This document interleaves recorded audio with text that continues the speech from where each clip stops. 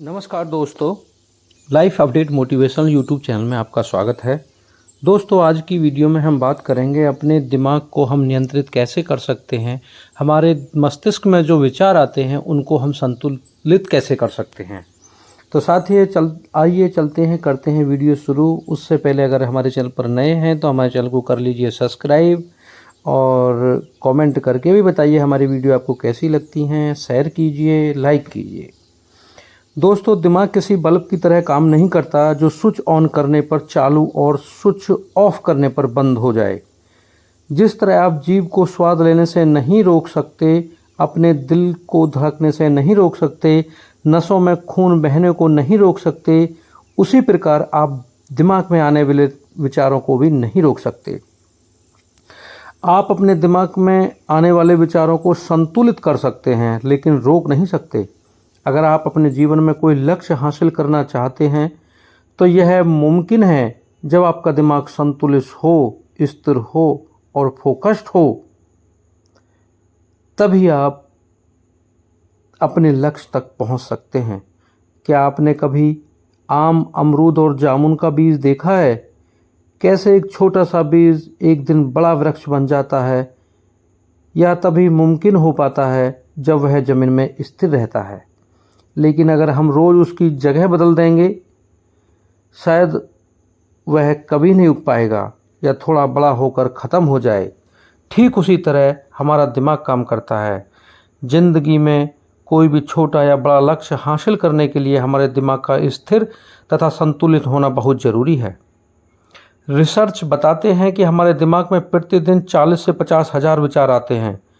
इसमें से 95% विचार ऐसे होते हैं जो किसी काम के नहीं होते, और यह 95% विचार रिपीटेड होते हैं जो हमें बार बार आते हैं।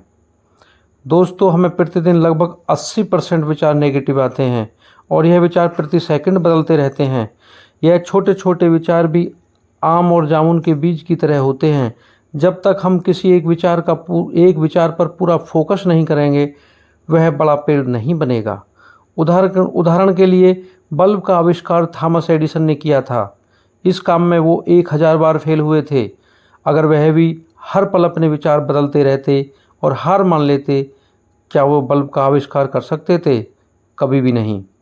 जब आप अपने लक्ष्य पर स्थिर रहते हैं, फोकस्ड रहते हैं, तब आपका दिमाग एक से बढ़कर एक सॉल्यूशन देने लगता है, बेहतर रिजल्ट देने लगता है और आप अपने जीवन में निरंतर आगे बढ़ते चले जाते हैं। दोस्तों, आपके मन में किस तरह के विचार आते हैं? पॉजिटिव या नेगेटिव विचार, ईर्ष्या वाले विचार, क्रोध वाले या अहंकार वाले? अलग अलग तरह के विचारों को रोकने, संतुलित करने के अलग अलग तरीके हैं। जैसे अगर आपको नेगेटिव विचार आते हैं तो इसका मतलब है आप अपने आसपास, घर परिवार में नेगेटिव बात सुनते हैं तथा नेगेटिव माहौल में रहते हैं। नेगेटिव माहौल में रहकर पॉजिटिव विचार लाना बहुत ही मुश्किल है। इसलिए आपको अपने घर का माहौल बदलना होगा या आपको कहीं और जाकर रहना होगा। घर के सभी लोगों को समझाना बहुत ही मुश्किल है।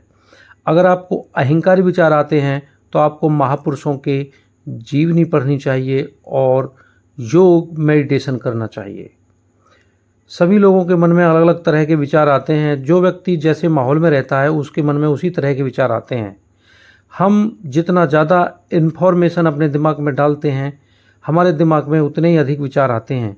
इसलिए केवल उन्हीं बातों को जानने की कोशिश करनी चाहिए जो हमारे काम की हैं। उदाहरण के लिए, आप एक हफ्ते के लिए अपने मोबाइल, टीवी, कंप्यूटर आदि से दूरी बना लें। फिर आप देखना, आपके मन में आने वाले विचारों की संख्या आधी से भी कम हो जाएगी। मन में आने वाले विचारों को कम करने के बहुत सारे तरीके हैं, जैसे योगा, मेडिटेशन, पॉजिटिव विचारों का अभ्यास, वैराग्य का जीवन जीना। केवल उन्हीं बातों के बारे में जानकारी हासिल